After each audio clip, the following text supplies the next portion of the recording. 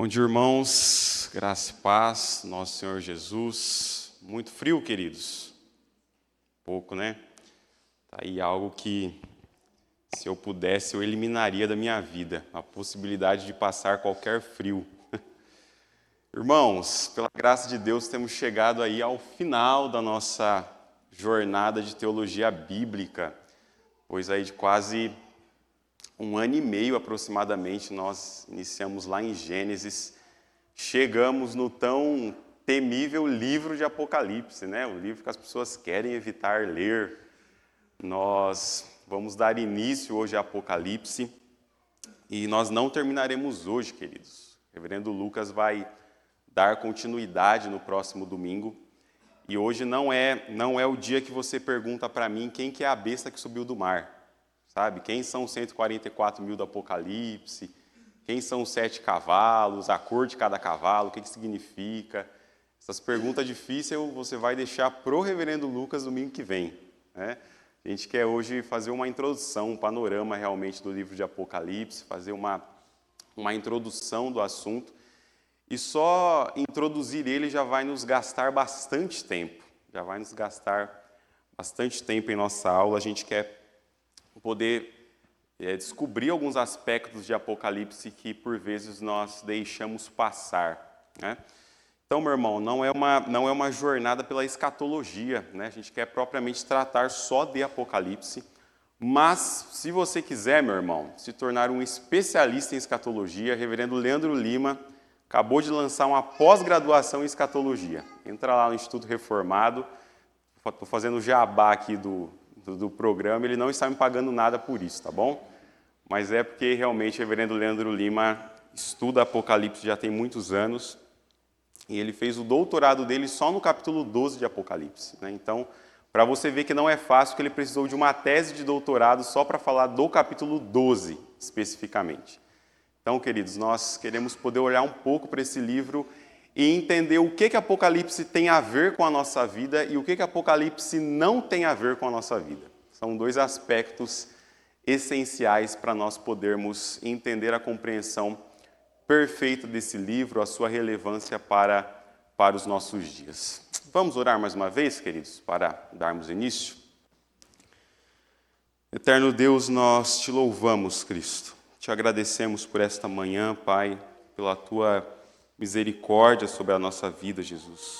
Obrigado, Cristo, porque é domingo, o dia do Senhor, o dia que nós podemos meditar e refletir na sua palavra.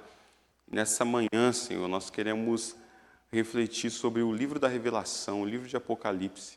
Pedimos que o Senhor nos dê da tua graça, que o Senhor nos dê compreensão e entendimento da tua palavra, Cristo. Que nós possamos aprender, Senhor Jesus Cristo, de ti, aprender da tua palavra. É o que nós te pedimos para a honra e glória do teu nome. Amém.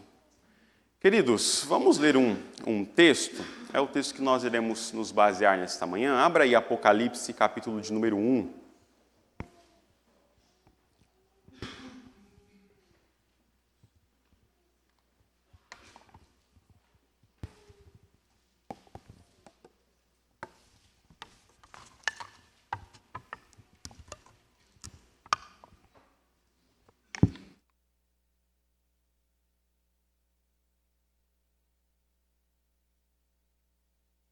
Apocalipse 1, queridos, nós iremos ler do verso 1 ao verso 3.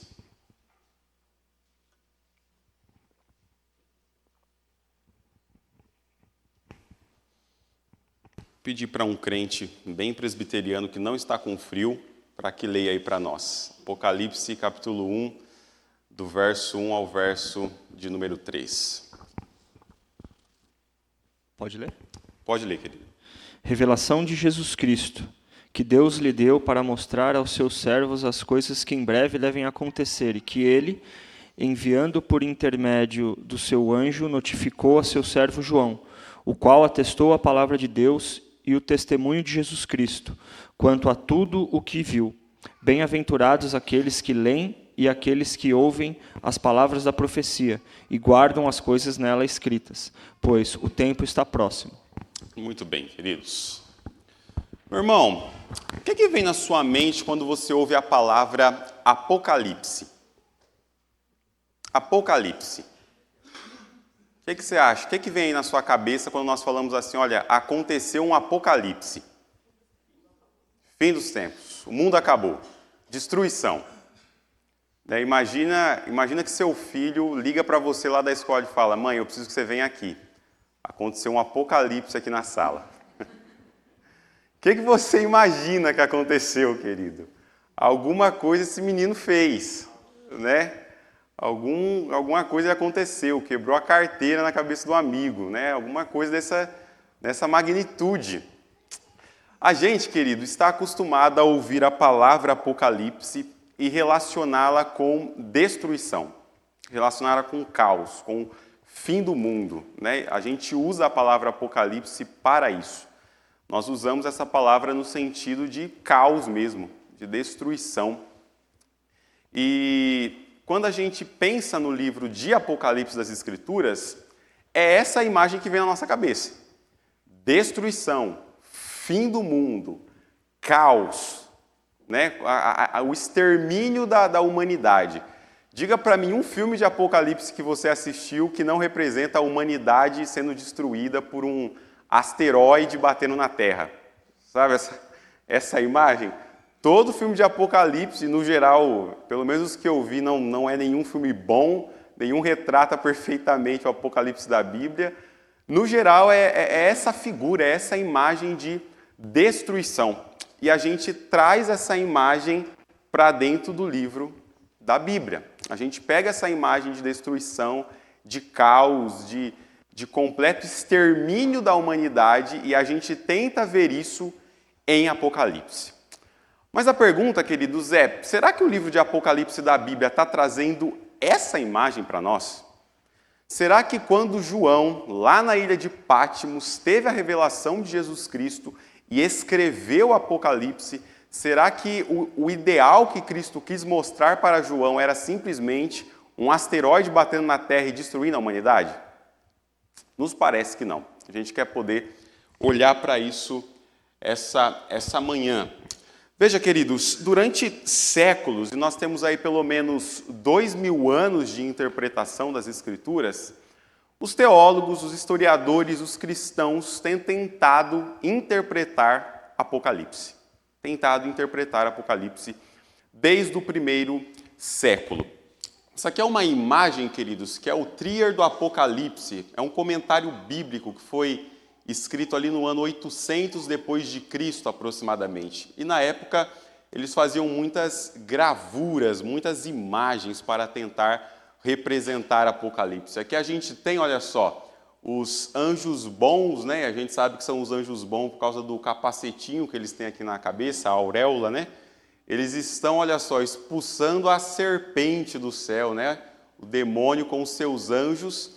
E aqui do lado é bem interessante que é o apóstolo João, ó. A imagem não dá para ver muito bem, mas ele está com um caderninho na mão, escrevendo a imagem que ele está vendo de Satanás e seus anjos sendo expulsos do paraíso. Só um minuto aqui, queridos. Obrigado, meu irmão. Outra imagem, queridos, essa aqui também, ali por volta do século VII ao século VIII, é a rainha Eleonor no Trinity. Trinity é um outro comentário bíblico que foi feito durante a era cristã, e aqui são as bestas, né? Então você vê aqui, ó, a besta que subiu da terra e a besta que subiu do mar, ó, com 7 cabeças nós temos aqui. E aqui embaixo nós temos a rainha Eleonor juntamente com o seu grupo, com o seu exército. Ela está com uma espada na mão aqui, ó, tentando matar a besta, né? Tentando ferir a cabeça da besta. E aqui já é um dos erros quando nós falamos de Apocalipse, que é a pessoa tentar se ver dentro do livro. A pessoa, de alguma forma, ela quer olhar para os textos de Apocalipse e tentar relacionar esses textos com a vida dela. Então, ela ouve falar na guerra na faixa de Gaza, ela ouve falar na invasão da Ucrânia, ela ouve falar do Irã possuindo bomba nuclear, e ela tenta, de algum modo, caçar isso dentro do livro do Apocalipse. É a mesma perspectiva da rainha Eleonora ali. A pessoa quer se ver dentro do livro do Apocalipse. Ela quer trazer relatos do mundo atual para dentro da revelação de João. E esse é um dos erros que às vezes nós cometemos ao tentar interpretar os fatos dos últimos tempos, que é tentar se ver dentro do livro em uma perspectiva de revelação que o apóstolo João não colocou. Nós temos uma outra imagem, queridos, e essa aqui é uma das bem famosas, é o capítulo 13 de Apocalipse.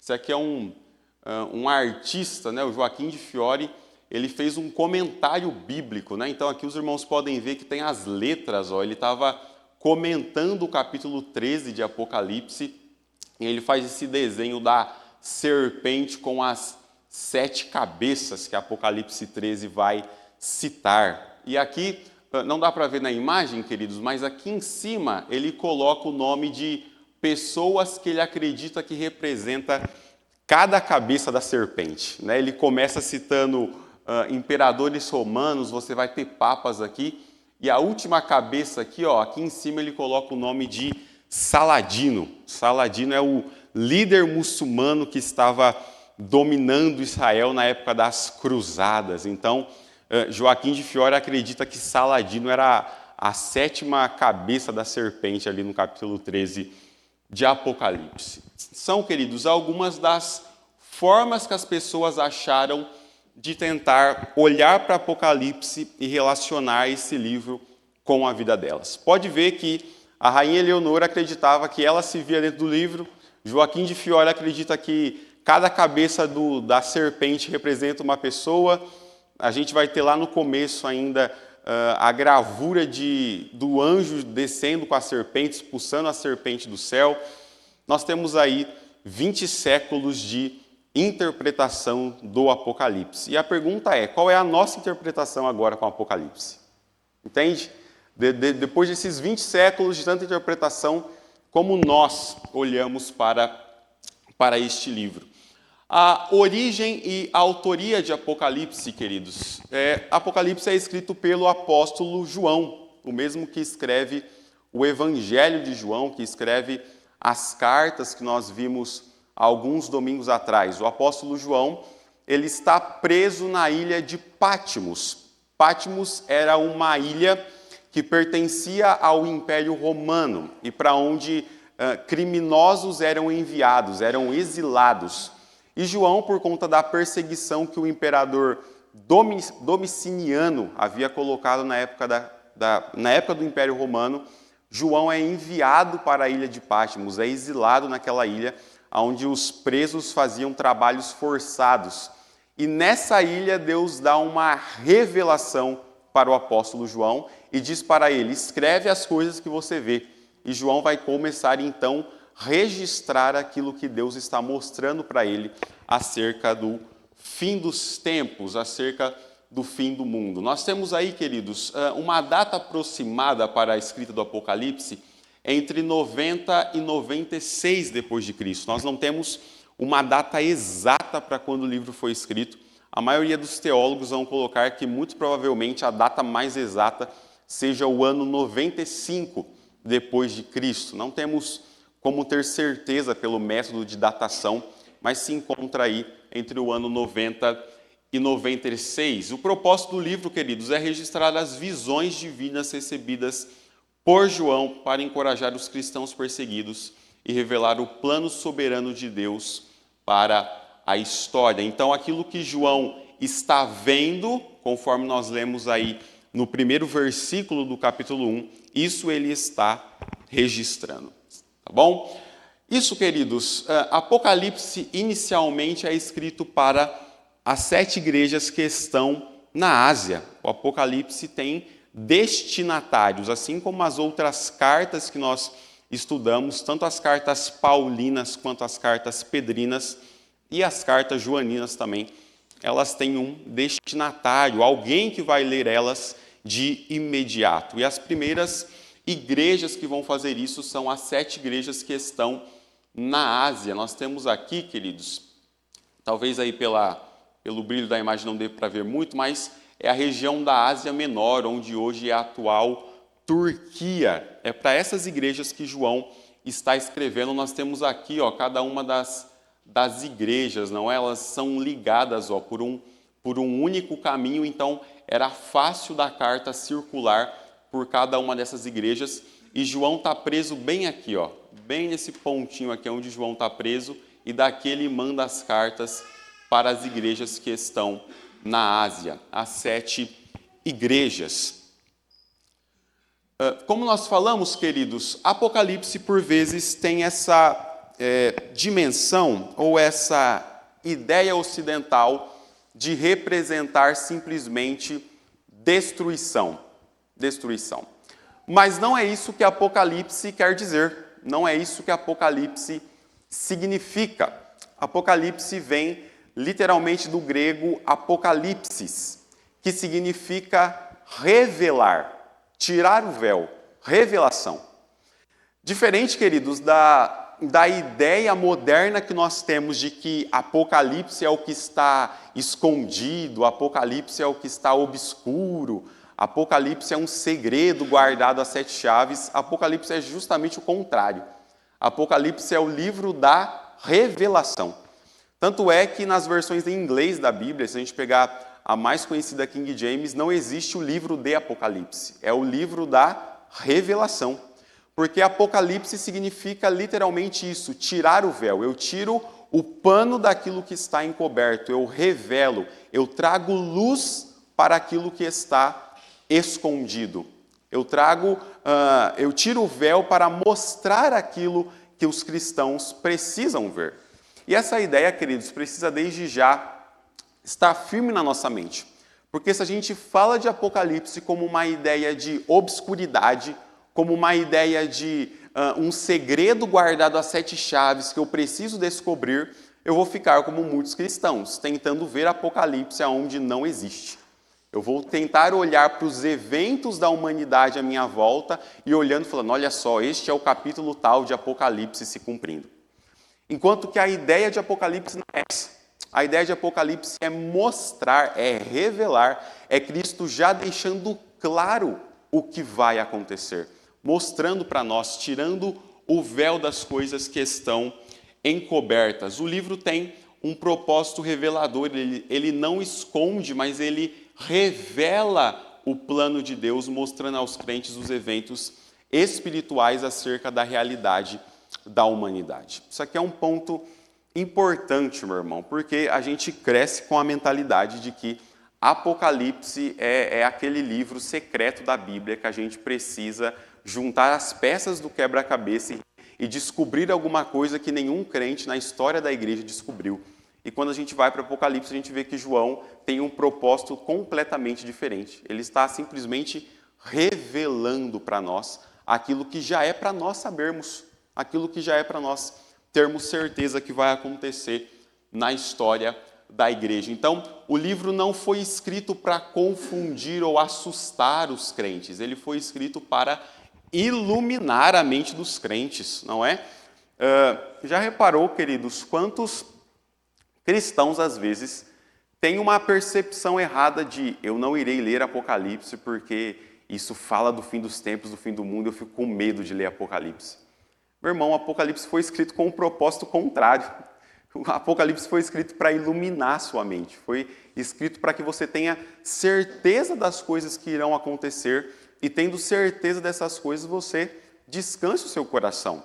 A ideia de João a escrever este livro por meio da revelação divina não é deixar a pulga atrás das orelhas dos crentes, não é deixar você com um ponto de interrogação na sua cabeça. Apesar de ter muitos textos difíceis em Apocalipse, a ideia principal de João é nos revelar as coisas que Deus planejou para a história da redenção. Nós entramos, queridos, em um dos vespeiros de Apocalipse. O que é simbólico e o que é literal em Apocalipse? Esse é um problema. Irmãos, quem acredita que Apocalipse é literal? As coisas que estão lá vão acontecer na literalidade. Há alguém? Quem acredita que é simbólico? As coisas que estão lá são simbologia do que vai acontecer. Então, essa é a pergunta. Será que nós temos literalidade em Apocalipse? Temos simbologia também em Apocalipse? Também temos. Esse é uma das discussões que, às vezes, nos dificultam a interpretação de Apocalipse. Nós temos a ideia, por vezes, presente de alguns crentes de que tudo em Apocalipse é literal. Tudo em Apocalipse é literal. Só que isso nos traz alguns problemas se nós interpretarmos Apocalipse dentro de uma literalidade. Será que a besta que sobe do mar com 7 cabeças é literal? Será que os 10 chifres na sua cabeça é literal? Percebe como essas coisas trazem uma dificuldade para a gente olhar? Será que a mulher grávida que parece com um sol é literal? Por outro lado, se a gente cair na simbologia, nós temos um outro problema. Se tudo em Apocalipse é simbólico, as 7 igrejas são simbólicas, não são literais. Os anjos da igreja não são pastores literais, são simbólicos. O próprio João, que está escrevendo Apocalipse, ele não é literal, ele é simbólico também. Percebe como nós temos 2 problemas se nós interpretarmos tudo como literalidade ou se nós interpretarmos tudo como simbologia. E aqui, queridos, está um dos erros que nós cometemos quando olhamos para Apocalipse. Há muito tempo tem-se uma frase de que nós deveríamos olhar para Apocalipse sendo 100% literal, a menos que o texto nos forçasse a usar de simbologia. Não nos parece que essa é a melhor forma de olhar para Apocalipse. O melhor jeito, querido, que nós temos hoje de ver o livro da Revelação é: tudo é simbólico, a menos que o próprio texto fale o que é literal. A menos que o próprio texto já nos dê a interpretação em Apocalipse. Essa é uma das abordagens comuns que nós precisamos ter dentro de um equilíbrio necessário para ver o que é simbologia e ver o que é literalidade dentro de Apocalipse. A ideia que nós temos hoje, queridos, e que melhor se encaixa nos eventos é que tudo em Apocalipse é simbólico, a menos que o próprio texto diga que é literal. Então, por exemplo, Apocalipse 12 vai falar da serpente, e o texto diz: a grande serpente, o dragão, que é Satanás. Pronto, o texto já te deu a interpretação de quem que é o dragão. Então você não precisa imaginar que é um dragão literal, com asas, cuspindo fogo. Não é essa a ideia do dragão. O texto já te falou quem é o dragão. O dragão é Satanás, a serpente, o diabo. O texto já te deu a interpretação do que é.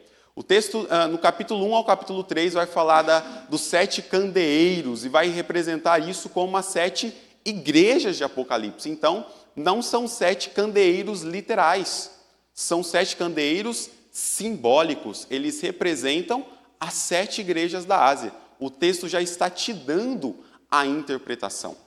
Quando o texto não me dá essa interpretação, qual é a melhor forma de olhar para ele? Simbologia. Ele está representando alguma coisa. E por que, queridos, que é importante a gente olhar por essa perspectiva, por essa cosmovisão para Apocalipse? Os irmãos lembram dessa imagem aqui? Não sei se dá para ver muito bem, queridos, por causa do brilho da imagem, mas há uns 3 anos atrás, começou-se uma discussão na internet a respeito dessa imagem. Os crentes ficaram empolvorosos nas redes sociais, falando que era o fim dos tempos, porque essa imagem aí havia parado lá na ONU. Isso aí, na verdade, é uma estátua, é um monumento que está lá na sede da ONU em Nova York. Vamos ler esse texto aí, queridos? Abram aí, Apocalipse capítulo 13.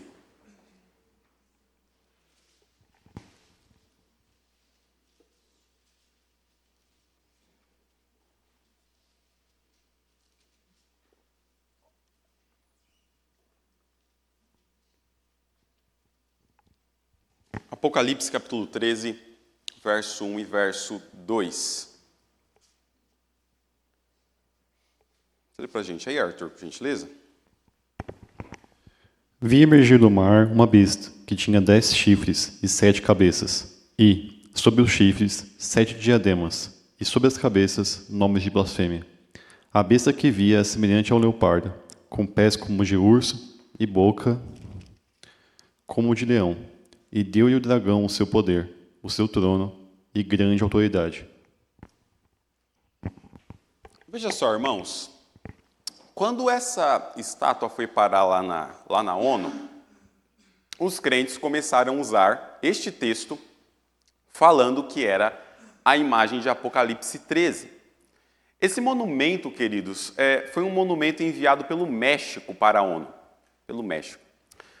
Se você conhece um pouco da cultura mexicana ou já viu algum filme da Disney que tenta representar a cultura mexicana, você sabe que não é incomum eles usarem a imagem de um leopardo com asas, ou de um tigre alado, de um tigre que possuía asas. E esse monumento, quando foi parar na ONU, os crentes começaram a dizer que era Apocalipse 13, por conta propriamente dessa parte aqui do texto. Ó. A besta que vi era semelhante a leopardo. Parece um leopardo isso aqui para você? Parece?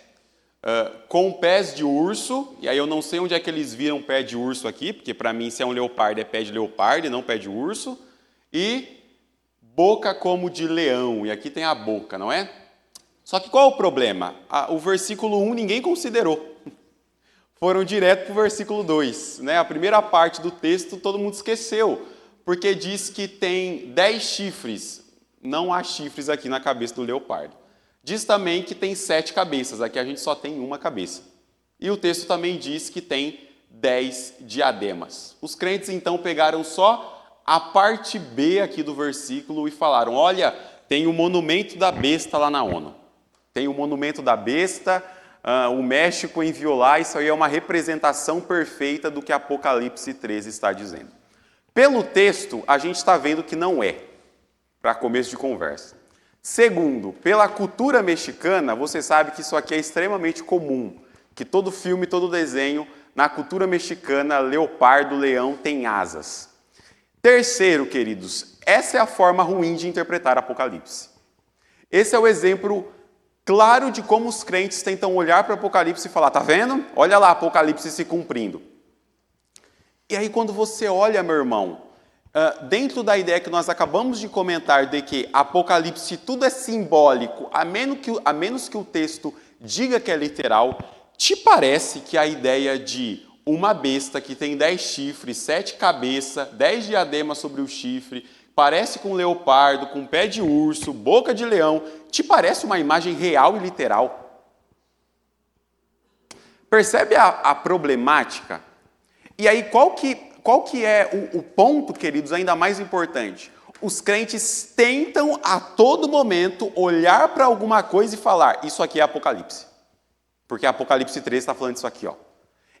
Meu irmão, o propósito de João não é para você ficar caçando Apocalipse em cada coisa que acontece. O propósito revelador do apóstolo ao escrever Apocalipse não é para você olhar para um tigre alado que vai parar lá na ONU e pensar que ele está cumprindo a profecia de Apocalipse 13. Você acha que é essa a ideia que João tinha na ilha de Patmos ao registrar que ele viu um monumento na ONU representando o que ele está escrevendo? E aí qual que é, queridos, a lição que nos fica? Meu irmão, tome cuidado com aquilo que as pessoas estão falando que é o cumprimento das profecias. Porque toda semana tem alguém nas redes sociais falando, essa parte de Apocalipse se cumpriu. Essa profecia da escatologia está se cumprindo. Bom, nós temos um problema, porque se a escatologia está se cumprindo e o anticristo ainda não foi revelado, meu irmão, e nós vimos isso quando estudamos lá Tessalonicenses, tem alguma coisa errada. ou Cristo veio e todos nós já ficamos, ou seja, nenhum de nós foi salvo, sinto lhe dizer isso, ou as profecias escatológicas não estão se cumprindo. Qual te parece mais viável? Percebe, queridos, como os crentes às vezes caem nesses enganos, caem nessas armadilhas de tentar olhar para Apocalipse e relacionar Apocalipse com a própria vida. A pessoa quer se ver dentro do livro. Ela precisa caçar aspectos do fim do mundo em qualquer coisa que acontece. Não, a Rússia invadiu a Ucrânia. É Apocalipse se cumprindo. É? Qual o texto de Apocalipse está se cumprindo na guerra? Me mostre. Onde João viu a Rússia invadindo a Ucrânia, meu irmão? Percebe, queridos, como estas coisas precisam estar na nossa atenção. E como alguns crentes ficam com o coração aflito diante disso. Né? Lembra lá em 2012, né? Das profecias de que o mundo vai sempre acabar. Né? A gente já teve aí várias. De tempo em tempo tem alguma nova profecia de que não, esse ano é o ano do fim do mundo. Esse ano é o ano do fim do mundo e 21 de dezembro lá de 2012 era quando o mundo ia acabar novamente. Né? E não são poucos os crentes que olham para aquilo e falam, talvez acabe, né? As outras profecias todas deram errado, mas vai que essa é verdadeira. Queridos, essa é uma forma errônea de olharmos para o livro. É uma forma errônea de tentarmos interpretar as Escrituras, da gente olhar para eventos pontuais do que está acontecendo à nossa volta e tentar dizer que isso são profecias bíblicas se cumprindo. É um fato que guerras, é um fato que o esfriamento do amor, é um fato que o ódio que os homens sentem uns pelos outros são sinais dos fins dos tempos? Óbvio que sim. Quer dizer que isso é a representação perfeita da profecia apocalíptica? Não, não é. Então, meu irmão, a próxima vez que você ouvir algum burburinho na internet de que algum canto de Apocalipse está se cumprindo, de que a profecia foi cumprida, dê uma avaliada melhor. Avalie melhor se de fato isso está acontecendo. Nós não temos base para fazer essas afirmações, uma vez que nós entendemos que Apocalipse está cheio de simbologia e não cheio de literalidade.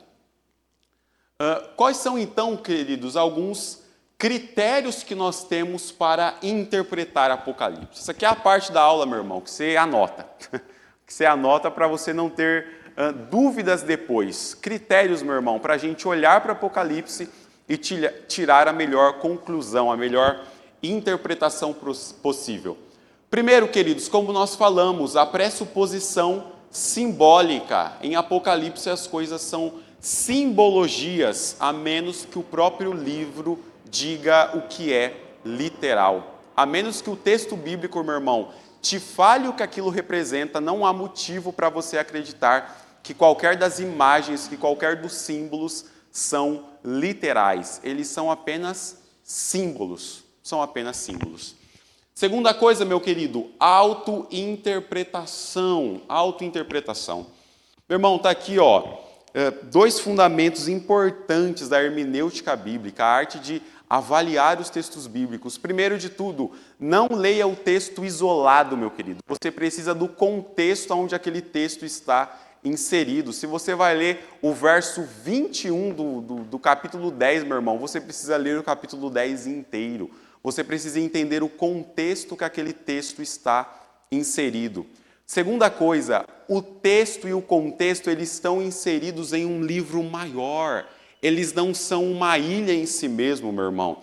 O texto bíblico está inserido dentro de um livro. O que é que o livro está ensinando? O que é que o capítulo anterior está falando? O que é que o autor tinha como objetivo ao escrever aquela carta, ao escrever aquele livro? Você precisa identificar o contexto maior de interpretação que aquele texto está inserido. Terceira coisa, meu irmão, lembre-se que a Bíblia inteira é um conjunto congruente de ensinos. A sua interpretação sobre um texto não pode fazer com que outro texto das Escrituras seja inválido. Se você está interpretando um texto e a sua interpretação está fazendo com que outro ensino da Bíblia perca a validade, é a sua avaliação do texto que está errada, não o texto bíblico. Lembre-se que nós avaliamos a Escritura como um todo. A Bíblia se auto-interpreta. Se eu estou avaliando um texto e essa minha avaliação está dizendo que Jesus não ressuscitou ao terceiro dia, meu irmão, a sua avaliação do texto está errada. Nós precisamos ter critérios na forma como nós interpretamos o texto. Então, tenha sempre em mente, queridos, que existe uma auto-interpretação. O livro de Apocalipse, ele frequentemente explica os seus próprios símbolos. Como nós falamos, Apocalipse 1:20, os 7 candeeiros são identificados como as 7 igrejas, ou seja, o livro está se auto-interpretando. E o terceiro, queridos, aqui que nós falamos, uma consistência interna. A interpretação deve ser consistente com o restante do livro e com o ensino geral da Bíblia, mantendo a unidade da revelação. São critérios, queridos, importantes para quando nós olhamos para o texto bíblico, a gente não tire conclusões apressadas, a gente não fale coisas que o texto não está dizendo e a gente não tire conclusões que o próprio João não quis transmitir ao escrever essa revelação. Tá bom? Alguns aspectos, irmãos, essenciais do livro de Apocalipse. O primeiro deles são recursos literários, símbolos, números e imagens. Ao ler Apocalipse, meu irmão, o que você vai mais se deparar são um aspecto literário de simbologia em Apocalipse. Você vai ver números representando alguma coisa, você vai ver imagens representando alguma coisa, você vai ver figuras um tanto que estranhas, como nós falamos, a besta que subiu do mar, a besta que subiu da terra, a serpente, o dragão, os 144.000, todas essas imagens, essas representações estão repletos no livro de Apocalipse. João usa muita simbologia, ele usa muita imagem para tentar descrever o ensino, para descrever aquilo que ele quer ensinar para a igreja. Recursos literários estão altamente contidos dentro do livro de Apocalipse. Antigo Testamento, meu irmão, está aqui um aspecto de Apocalipse que a gente esquece. Apocalipse, meu irmão, é o livro da Bíblia que mais faz alusão ao Antigo Testamento. É o livro da Bíblia que mais faz alusão ao Antigo Testamento. Não é o que cita diretamente versículos do Antigo Testamento. É o livro que faz citações indiretas às profecias do Antigo Testamento. Apocalipse está repleto de alusões ao Antigo Testamento. João faz muito uso disso. Por quê? Porque a história do fim dos tempos, a escatologia, não está contida só em Apocalipse. Daniel vai falar muito disso, Mateus vai citar também o fim dos tempos. Então, João faz questão de citar, fazer alusões ao Antigo Testamento como forma de validar a profecia que ele está dizendo, como não sendo algo novo que Deus nunca manifestou aos homens, mas algo que toda a história da redenção está apontando para um fim de redenção, para um fim em que Deus virá e fará novos céus e nova terra. Apocalipse tem uma conexão profunda com a literatura profética do Antigo Testamento. Um terceiro aspecto, queridos, e esse talvez seja um dos mais importantes, que é o Evangelho vitorioso do Senhor Jesus. E aqui, irmãos, quando nós falamos do Evangelho vitorioso, é um ponto importante da gente pensar. Pense, meu irmão, como a ideia de ler Apocalipse por vezes está relacionada com a ideia de vitória. Com a ideia de vitória. Julião, responde aí para nós, meu irmão. O que traz ao seu coração, qual é o sentimento que vem ao seu coração ao ler Apocalipse?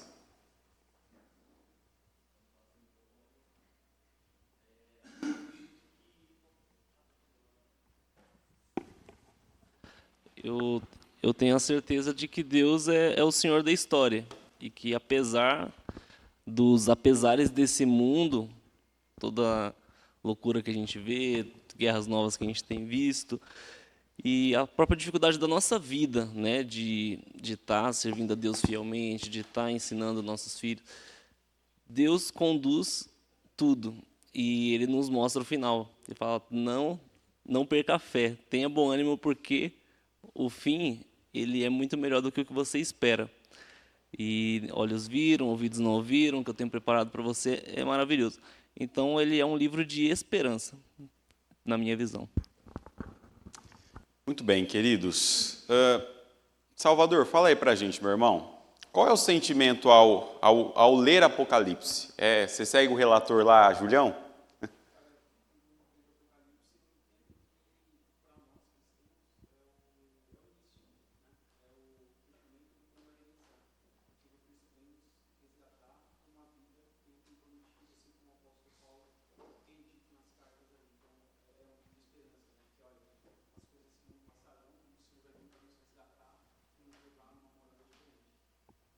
Muito bem. Irmãos, há um aspecto de esperança contido no livro de Apocalipse? Há um aspecto de esperança. Qual e por que eu fiz questão de perguntar para o Julião e para o Salvador isso? Porque, às vezes, a ideia que dá, e alguns tentam transmitir essa ideia, é de que Apocalipse transmite apenas a ideia de esperança. Apenas a ideia de esperança. E a gente olha, muitos pregadores fazem isso, né? E dizem, leia o livro de Apocalipse que você vai ver que vai ficar tudo bem, né? O fim dos tempos, vai ficar tudo bem, a igreja está salva, a igreja está segura.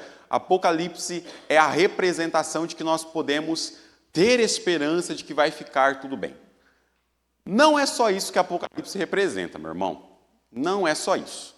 Há um aspecto de esperança e de consolo em Apocalipse? Com certeza. O texto diz que Deus enxugará dos nossos olhos toda lágrima. O texto diz que não haverá mais morte, que não haverá mais tristeza, que não haverá mais dor.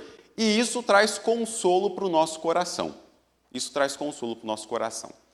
Mas lembre que Apocalipse está sendo escrito para 7 igrejas na Ásia, e das 7 igrejas, apenas 2 estavam em ordem.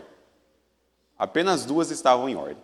As outras 5 igrejas são repreendidas pela revelação de João para que elas se colocassem em ordem, para que elas se arrumassem, para que elas deixassem o seu pecado de lado. Apocalipse, meu irmão, tem um aspecto de consolo, Apocalipse tem um aspecto de esperança, mas Apocalipse também tem um aspecto de alerta para a sua vida. Um aspecto de alerta para a sua vida. É meio que coloque a sua vida em ordem, porque o fim dos tempos vem aí. Sabe essa representação? Mantenha a sua vida em santidade, porque esse mundo e esse tempo presente que você conhece, uma hora irão acabar. São aspectos, queridos, que a gente não pode deixar de lado. É muito bom saber que Deus vai enxugar dos nossos olhos toda lágrima, mas Apocalipse também fala do trono em que Deus irá julgar cada um de nós. Então essas partes nós não podemos esquecer quando lemos Apocalipse e como o evangelho vitorioso de Cristo está sendo retratado, essa proclamação do triunfo final de Cristo está sendo colocado.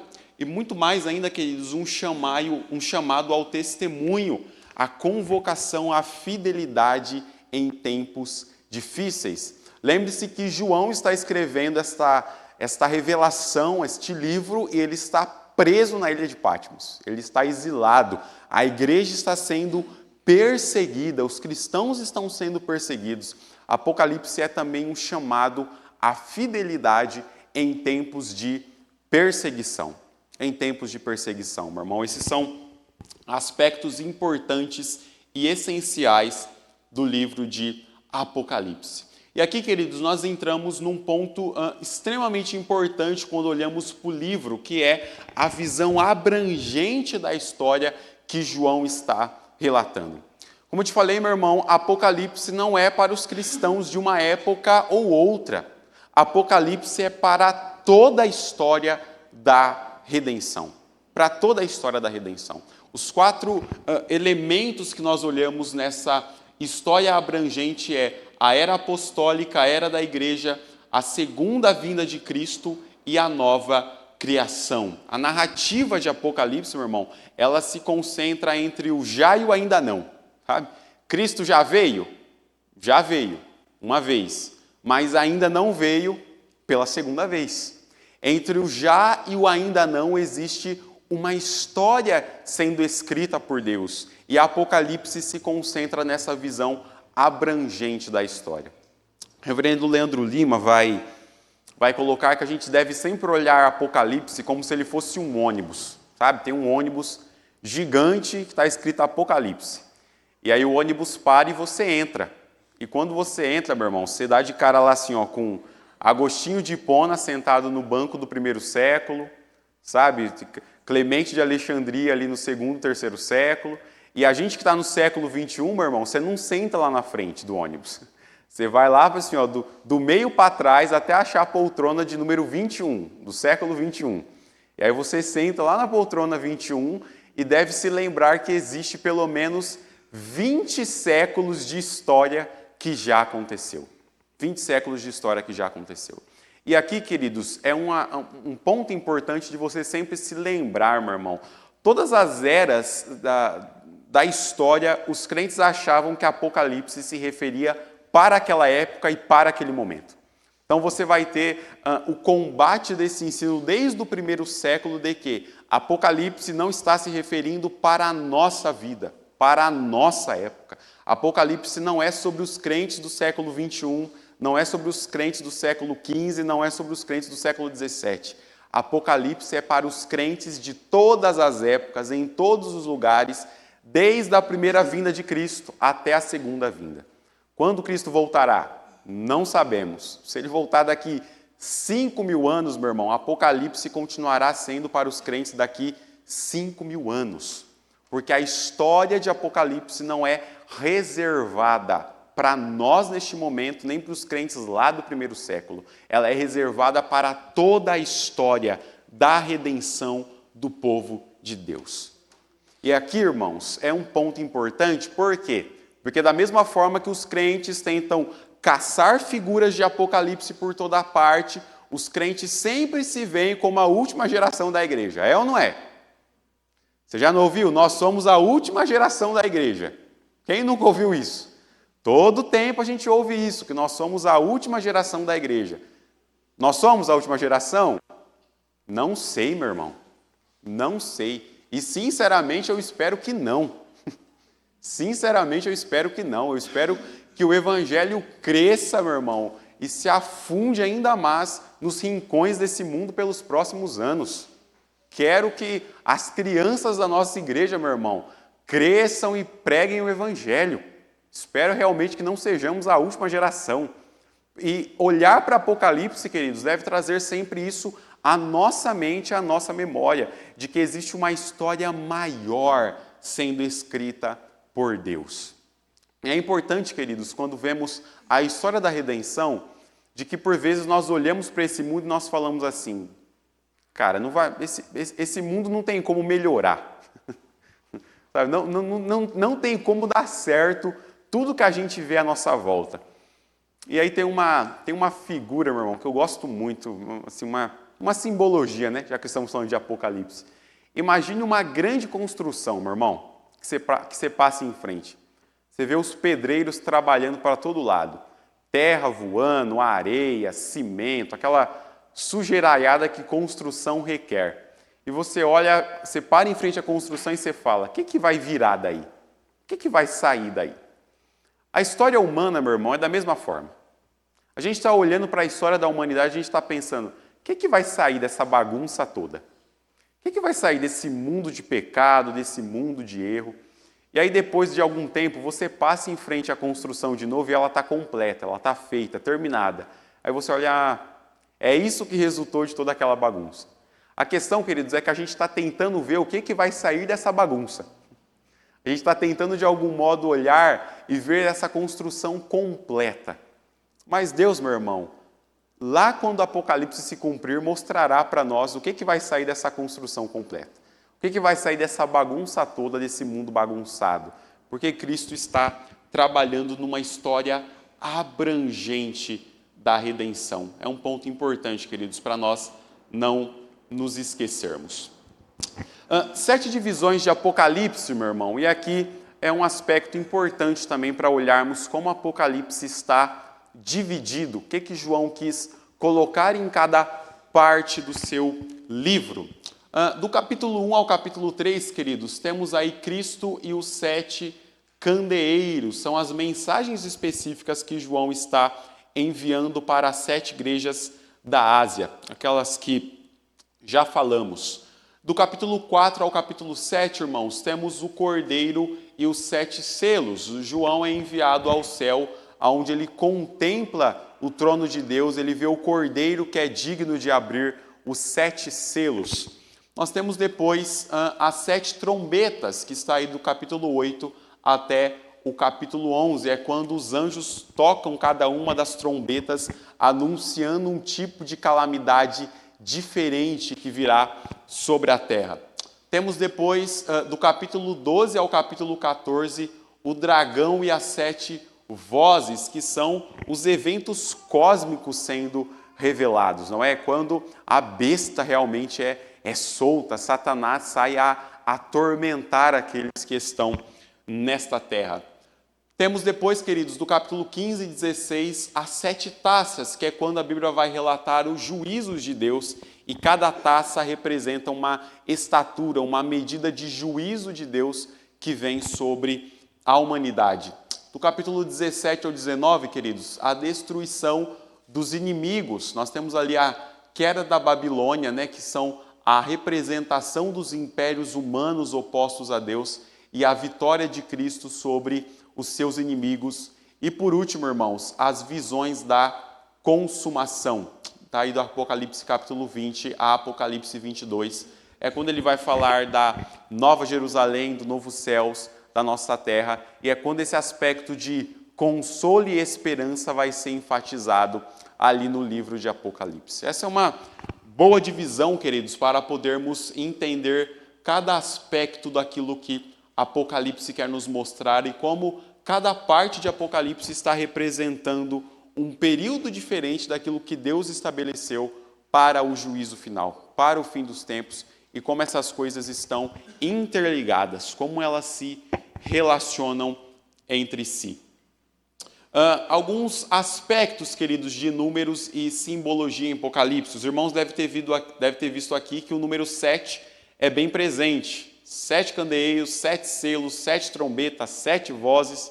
O número 7 é uma representação muito frequente dentro do livro de Apocalipse. Mas temos não apenas o número 7, temos outros números também em Apocalipse que trazem alguma imagem, que representam alguma coisa. O primeiro deles, queridos, o número 3. O número 3, que dentro do significado simbólico de Apocalipse está falando da divindade. Nós temos os 3 ais, o tríplice santo, 3 portas em cada lado na Nova Jerusalém. É uma representação da Trindade. O número 3 é uma representação da Trindade dentro de Apocalipse. Temos o número 4, queridos, que fala da universalidade da criação. Então, 4 seres viventes, 4 cantos da terra, 4 ventos. Está falando da criação, das coisas que Deus criou, do universo, da terra, do mar, dos animais, das coisas que Deus fez sobre este mundo.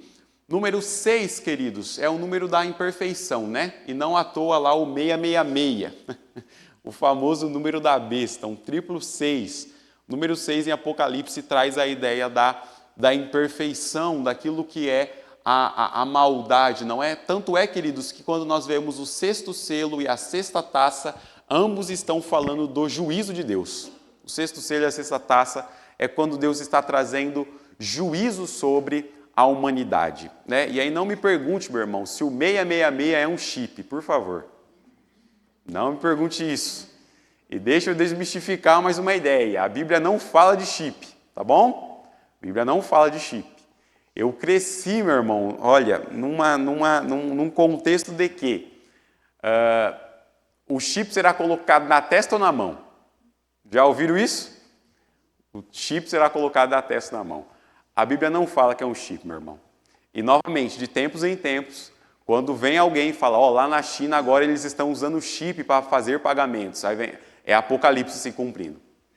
Onde em Apocalipse cita o chip? Não cita. Apocalipse fala que a marca da besta é uma marca. Marca. Não diz que é um chip. Marca pode ser qualquer coisa, meu irmão. Uma cicatriz é uma marca, uma tatuagem é uma marca. Qualquer coisa pode ser uma marca que represente a besta do Apocalipse. Não necessariamente um chip para você fazer compras, tá bom? Mas o 666 é um número que traz essa ideia da imperfeição em Apocalipse. E se o número 6 é o da imperfeição, obviamente o número 7, né? A gente já tem a ideia, o número 7 é o número da perfeição, da completude. Então nós temos 7 igrejas, 7 selos, 7 trombetas, 7 taças, 7 testemunhos, tudo isso representando a perfeição, a completude, que Deus está fazendo tudo de forma ordeira e completa dentro do livro de Apocalipse. Um outro número, queridos, e esse por vezes aqui é bem esquecido, é o número 10. O número 10 fala bastante da plenitude terrena, né? Então, 10 chifres da besta, 10 dias de tribulação, a plenitude que existe dentro da criação que Deus fez e preparou momentos específicos para o Apocalipse. E o número 12, não é o número 12 que é o povo de Deus. Então nós temos 12 tribos, 12 apóstolos e os 144 mil selados. Eu falei que eu não ia levantar questões polêmicas dos 144 mil, vou deixar para o reverendo Lucas semana que vem, mas deixa eu já tocar nesse ponto, meu irmão. Os 144 mil que Apocalipse cita, alguns vão interpretar como sendo um povo que será salvo durante a grande tribulação. É uma primeira linha de interpretação. Uma segunda linha, e aí essa para mim é a mais furada, é de que 144 mil é o número exato de crentes que foram salvos desde o primeiro século até agora. Então aí nós temos um problema, né, meu irmão? Porque se desde o primeiro século até agora só 144 mil foi salvo, eu sinto lhe dizer que você não está entre eles. Sinto lhe dizer que as vagas já foram completas. Entendeu? E temos uma terceira linha, meu irmão, que eu acredito que essa é a mais congruente com todo o ensino bíblico. Estamos falando que Apocalipse é simbólico, a menos que o texto diga a sua literalidade.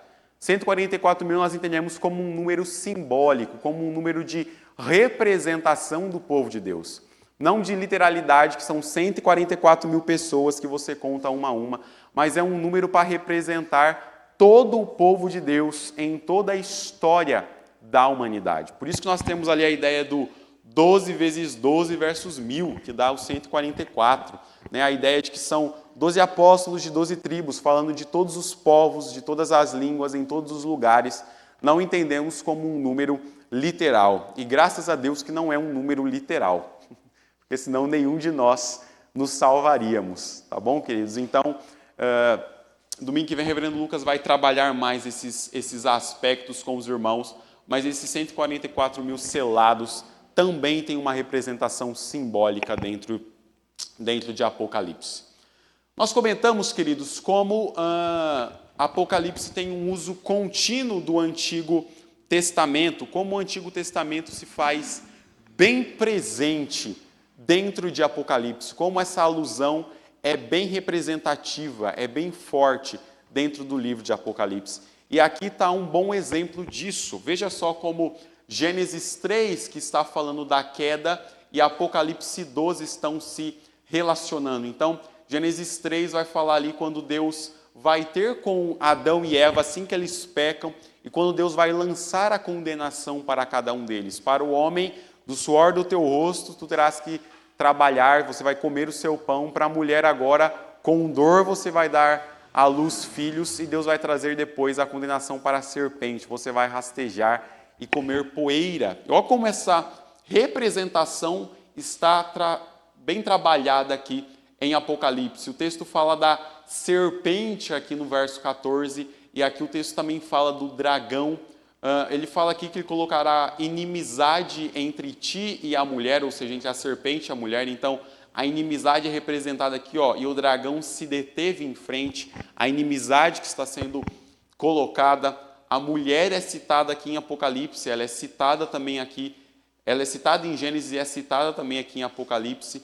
Fala que este te ferirá entre a tua descendência, e a descendência também representada aqui em Apocalipse, ó, o filho quando nascesse. Então são aspectos de alusão que nós falamos, não é uma citação direta ao Antigo Testamento, mas é uma representação indireta daquilo que o texto bíblico está trazendo. E Apocalipse vai fazer isso, queridos, com vários profetas, com Isaías, com Ezequiel, com Daniel. Isso também é bem importante. Ainda aqui, queridos, nos números e símbolos, o número 7 tem ainda uma perspectiva muito maior, de que nós entendemos que o número 7 é, por sua vez, uma remanescência das 70 semanas de Daniel. Daniel vai sempre falar das 70 semanas do juízo final, e no final ele fala do número 7. Entendemos que, por sua vez, as 70 semanas de Daniel é uma remanescência dos 7 dias da criação. São aspectos que estão interconectados, estão ligados uns aos outros. São como a Bíblia se relaciona em toda a sua história. Qual que é a mensagem, meu irmão, de Apocalipse para nós hoje? Para nós hoje. O que Apocalipse tem a ver com a minha vida em 2025? Tendo em vista que ela não faz parte só para mim, ela não é só para mim. Tendo em vista que muitos aspectos de Apocalipse são simbólicos e não literais. Tendo em vista que o chip não é o chip, e tendo em vista que a besta não é a besta, o que Apocalipse tem a ver com a minha vida? Meu irmão, primeiro de tudo, Apocalipse está falando da soberania divina. Apocalipse está falando da soberania divina. Está trazendo um aspecto do Deus que governa e controla toda a história. Do Deus que não apenas está vendo o que está acontecendo no futuro, mas do Deus que planejou como o futuro irá acontecer.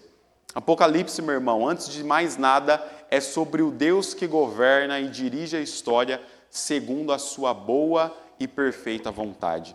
É Deus quem está criando a história da redenção. Lembra, meu irmão, do aspecto dos pilares, né, da história bíblica, a queda, a crucificação e a redenção, como esses aspectos estão presentes em Apocalipse, como isso mostra para nós o Deus que governa todas as coisas com a sua boa e forte mão e não deixa que nada escape à sua soberania. O segundo aspecto, queridos, e a mensagem de Apocalipse para nós é a perseverança na fé. Perseverança na fé. O texto que o diácono Ricardo leu bem no começo de Apocalipse fala que são bem-aventurados aqueles que ouvem as palavras e guardam as palavras que estão neste livro. Ler Apocalipse, meu irmão, deve fazer isso com você, deve te fazer perseverar na fé. Apocalipse não foi escrito para os crentes terem medo. Eu espero que você tenha entendido isso essa manhã. Apocalipse não é para você ficar com medo, meu irmão. Apocalipse não é para você ficar caçando o anticristo em qualquer coisa que surge na internet. Apocalipse é para que você persevere na fé, é para que você olhe para as coisas que irão acontecer, olhem para os aspectos de como Deus planejou o juízo final e isso faça com que você persevere na fé que te foi dada. Persevere nos caminhos do Senhor, olhe para a sua vida, se endireite em santidade e labute para que Deus esteja presente no seu viver. Vai lá, minha irmã. Enquanto você falava dos números lá, eu até estava aqui tentando achar, achei e lembrei uma vez numa conversa com o pastor João, o reverendo João Petrecelli. Nessas todas idas e vindas dele mundo afora, e aí ele falava assim, eu tenho mais certeza, ainda mais, de que quando fala lá no versículo, lá no capítulo 13, versículo 16 e 17, a todos os pequenos e grandes, ricos e pobres, os livres e escravos, fez-lhes seja dada certa marca sobre a mão direita ou sobre a fronte, para que ninguém possa comprar ou vender, senão aquele que tem a marca, o nome da besta ou o número do seu nome. E aí você estava falando, né, sobre o chip, né? Eu trabalho em um lugar que tem algumas pessoas evangélicas que falam muito disso. E eu perguntando, a gente conversando sobre isso, ele falou assim, eu tenho mais certeza, cada vez mais, e aí voltando lá em Deuteronômio, quando Moisés fala assim, tu as inculcarás aos teus filhos e delas falarás assentado à tua casa. Aí o versículo 8 fala assim, também as atarás como sinal na tua mão e te serão por frontal entre os olhos. Então, inculcar a palavra de Deus. E aí, voltando lá em Apocalipse, ele falou assim, ele está vendo um movimento mundial muito grande, a gente cada vez mais ser cercado pelo Big Brother, no sentido de saber tudo o que nós fazemos. E principalmente para onde vai o nosso dinheiro. Ele falou, vai chegar uma época que a gente não vai poder mais dizimar. Por quê? Porque eles estão fazendo de uma forma que você assine documentos que você vai prestar contas para um banco X. E esse banco X ele é dominado pelo... não existe uma escapatória e você falar, vou para o outro banco. Não existe. E o que você vai assinar nisso? Ele falou assim, já existe conversa de... Se você é a favor da pauta aborto, se você é a favor da pauta das famílias múltiplas, você vai assinar. Se você não assinar, você não pode usar o banco. Se você não pode usar o banco, você não tem salário. Se você não tem salário, você não dizima. Ele falou assim, nós conversando entre os pastores, o nosso entendimento é, essa marca, esse chip, não é uma coisa que vai ser colocada. É o seu pensamento, é o que você tem de entendimento das coisas de Deus e o que você assina à mão direita. Então, quando você começar a assinar as coisas que vão contrárias ao que Deus diz, ao que a igreja prega, porque você vai se render ao mundo, você fala assim, mas se eu não assinar, eu não vou ter salário, como é que eu vou sobreviver? Então, você vai estar se rendendo. Ele falou, e está próximo, porque ele estava dizendo que ele vai em conversas na ONU, enfim, que até 2030 é o prazo para que não tenha mais dinheiro em papel. Tudo que seja online, não sei como diz, né? Tudo que seja virtual. E aí é uma maneira do governo saber tudo para onde você gasta, e cada vez mais afunilando. Então, quando você aceitar essas pautas, e aceitar, não, eu preciso do banco, então vou assinar todas essas pautas, porque ele fala que aí parte do dinheiro vai para essas causas, para o aborto e tal. Aí você está assim, com essa marca, fala assim, ó, eu tenho a marca ou não, eu não tenho a marca? Eu sou de Deus ou não sou de Deus, né? Então, a gente pensa, né, que é uma coisa física, mas não é física, não é visível. É uma coisa muito mais. O dia que ele conversou isso com a gente, sabe quando eu fui dormir, né? Fiquei pensando naquilo. Você fala, uau! E está aí. E no 2030 está aí. Né? E o pastor João, ele tem rodado o mundo. Ele fala assim, a conversa não é num país só. A conversa é em todos os lugares que eu vou, a gente ouve. E vai ser uma coisa meio sorrateira. Não vai ser uma coisa, a partir de agora, vocês vão ter... E já está vindo, né? Sim. Nos parece, né, que é muito mais uma ideia de lubridiação da mente dos crentes, né, do pensamento dos crentes, das pautas que você apoia e abraça, do que propriamente de uma pistola que vem e coloca um chip na sua testa, né? Parece que é muito mais a ideia, realmente, como a Carla citou, de a mente dos crentes serem agora cauterizadas, né? A mente do... Sim. Exato. Parece essa ideia realmente de os crentes e não só os crentes, né, mas todos os homens em todos os lugares agora estarem com a mente cauterizada realmente para apoiarem pautas que contrariam as Escrituras. E é aqui, ó, meu irmão, ó, perseverança na fé, queridos. Perseverança na fé. Apocalipse quer nos chamar para isso. Lembre-se que João está recebendo uma revelação de Deus e ele está escrevendo para falar aos crentes, olha, vai acontecer isso, então se prepare, cuide da sua mente, cuide do seu coração, santifique sua vida para Cristo. O terceiro aspecto, irmãos, é a esperança futura, e aqui nós falamos disso, não é? Como Apocalipse traz a esperança futura para nós, de que Deus enxugará dos nossos olhos toda lágrima, de que não haverá mais pecado, de que não haverá mais dor, de que não haverá mais pranto, não haverá mais doença e não haverá mais boleto, meu irmão. Olha que benção, não é? São aspectos de uma esperança futura, queridos, para nós, para a vida da igreja, para a vida dos crentes. E um quarto aspecto, queridos, é uma adoração verdadeira. Os crentes são chamados a se lembrar de que em Apocalipse eles viverão eternamente adorando a Deus. Eternamente adorando a Deus. E a Bíblia diz que nós veremos Cristo como Ele é. Veremos Cristo como Ele é. Aguardemos ansiosamente, com convicção em nossos corações, esse dia. Amém? Vamos estar orando, queridos, para encerrarmos. Senhor, nós te louvamos, Deus. Te agradecemos por esta manhã em tua casa, pela sua graça, pela sua misericórdia. Obrigado, Jesus, pelo dia do Senhor em que nós podemos aprender e ouvir da tua palavra, em que nós podemos refletir, ó Deus, sobre Apocalipse e como este livro, Senhor, está relacionado com a nossa vida, Senhor, mostrando a história abrangente da redenção que o Senhor preparou, a história abrangente de como o Senhor lida, ó Pai, desde a queda até hoje, com o homem. Dá-nos graça, ó Deus, para viver em integridade diante de Ti. Dá-nos graça, Senhor, para que nós sejamos encontrados homens e mulheres fiéis. Dá-nos graça, Senhor, para que a nossa mente, o nosso coração não se amolde a este mundo, mas que a nossa vida, Senhor, seja em prol de Ti, em prol do Teu reino, em virtude, ó Pai, de pregar a Tua palavra e de viver uma vida de retidão e santidade. É o que nós te pedimos, Jesus, para a honra e glória do Teu santo nome. Amém.